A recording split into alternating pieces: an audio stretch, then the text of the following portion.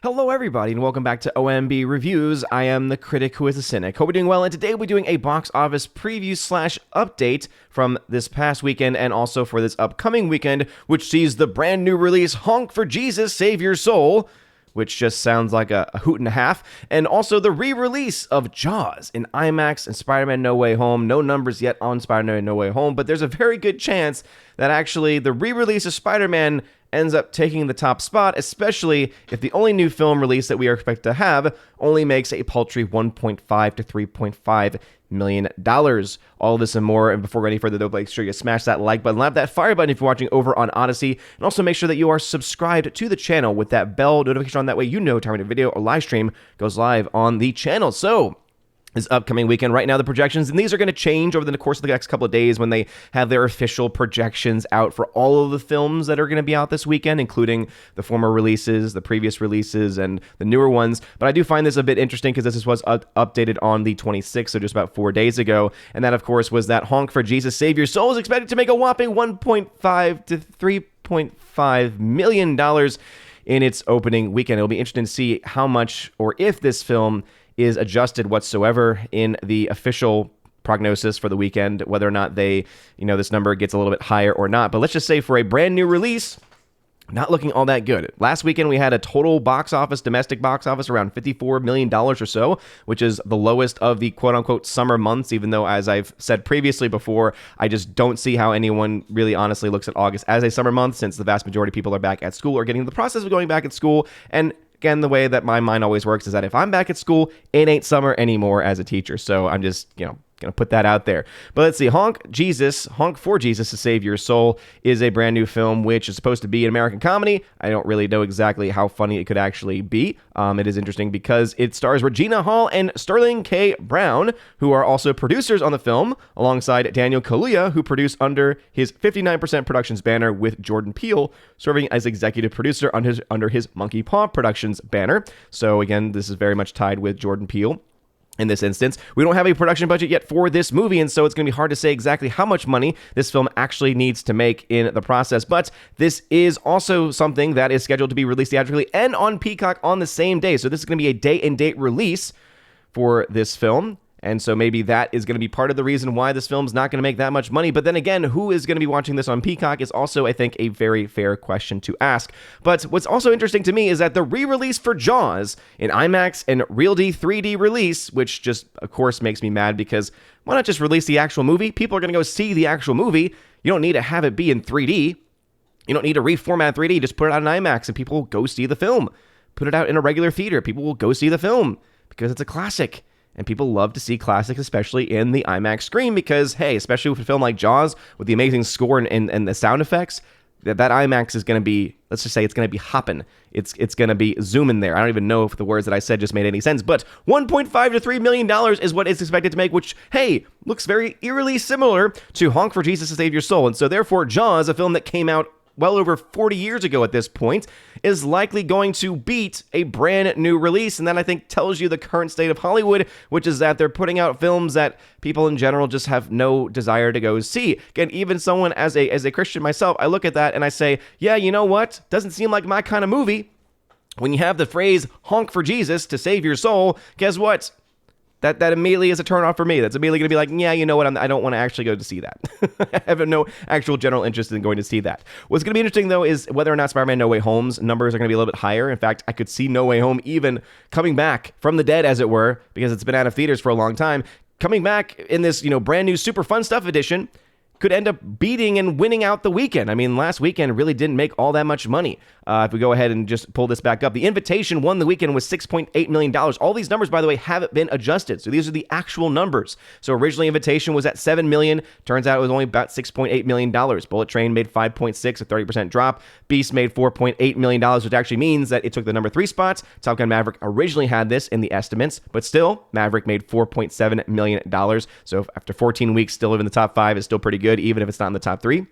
But even that movie has a chance of being able to, with those kinds of drops, especially a 20% drop in its 14th week of release, has a chance of being in the top 3. Again, when you have a film that's only expected to make $1.5 to $3 million, yeah, it's going to be interesting to see what the top 3 and top 5 look like this weekend, because you could see Jaws You could not just Spider-Man No Way Home, but you could see Jaws in the top 3 movies of the weekend based off of the numbers that we are seeing here. So it's going to be very interesting to see how these numbers adjust over the next couple of days. But I just had to get that out there because, again, just shows you how amazing old school Hollywood was and how not so amazing current Hollywood is, with very few exceptions. Spider-Man No Way Home, I would say, is an exception. It was a fun movie. I don't necessarily know if I'm going to go see the new more fun stuff version of the film, but hey, there's not a whole lot to see right now anyway, and so maybe I'll be forced to go see it. Barbarian also, again, $9 to $14 million is what that film is projected to make. It's a horror film, not going to be that much, again, not much production-wise, and so very well could make its money back.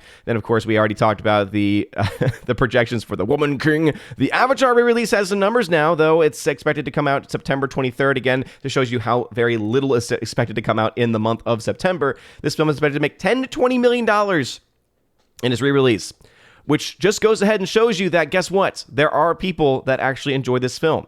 Keep in mind, right? Jaws, which is iconic classic, which has been really re-released a few times, granted, and probably everybody owns this, $1.5 to $3 million in a 3D IMAX re-release, whereas Avatar is expected to make much more, $10 to $20 million. And again, there's various reasons why that is the case, but also to me, it just makes me sad because Jaws is far superior in every single way, and I think should be making a heck of a lot more money. But it also shows me that, guess what? There are people that do like Avatar. There are people that exist out there. A good friend of mine, John Flickinger, is one of those people. He will probably go see the re-release of Avatar for all I know. He's so excited for The Way of Water, even though I'm just, oh, great. It's going to be another Shape of Water / Pocahontas and giant blue Smurf people story, and it's probably just not going to be any good, and I have no hopes, especially since it is officially under the Disney banner now at this point in time.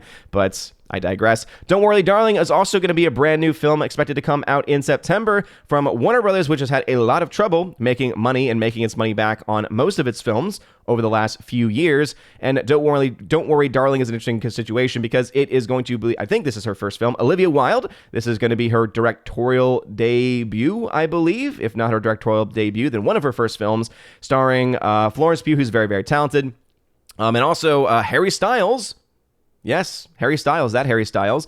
Happy young couple in the 1950s living in a seemingly perfect town, which has been created and paid for by a mysterious company Jack is working for. Curiosity about the nature of her husband's work on the Secret Victory Project begins to consume Alice while cracks begin to form in their utopian life, blah, blah, blah. So, again, who knows exactly where this film is going to end up, if it's going to try and be a very, feminist agenda story, if it's just going to be a fun thriller story, who knows. But the film did cost $20 million as far as its actual production budget is concerned.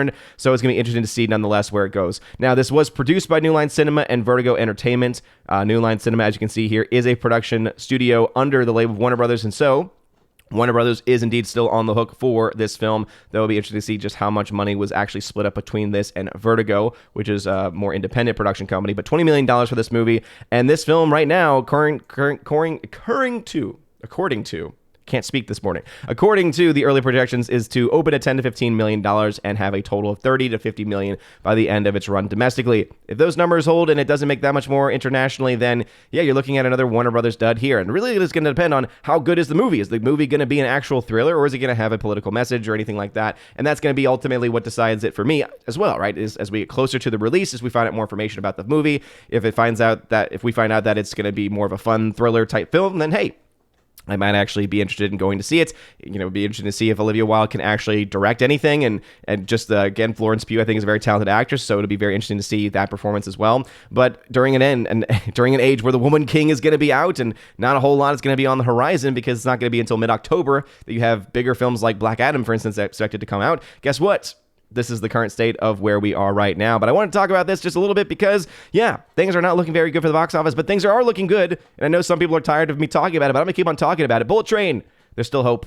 There's still some hope. It might be an outside hope. It might be a fool's hope, but there's still hope nonetheless that this movie could make its money back. It really should. It really is a lot of fun. Top Gun Maverick is another really fun movie as well. As far as films that are out right now that I would recommend, again, films that I've actually seen, Bullet Train absolutely would recommend. Top Gun Maverick would, beyond anything else, if you haven't seen it yet, just again, have you been living under a rock? I would go see this in a theater immediately. Hopefully it's in an IMAX or something like that near you as well. As far as any other films that have actually been released that I've actually seen, there really isn't a whole lot more for me to be able to recommend. There's still several films that I have not seen that are still in release, but again, that kind of is the state of things when you work full time and you have a family as well. And when you have plans to go see things when family's out of town and those plans don't go anywhere because you're watching films that are available on streaming services. Yeah, that's kind of the way things go there. What are y'all's thoughts about this? Let me know in the comment section down below. If you like this video, smash that like button, loud that fire button. Honestly, you guys are all amazing and beautiful people. Hope you all have a wonderful rest of your day. And as always, God bless.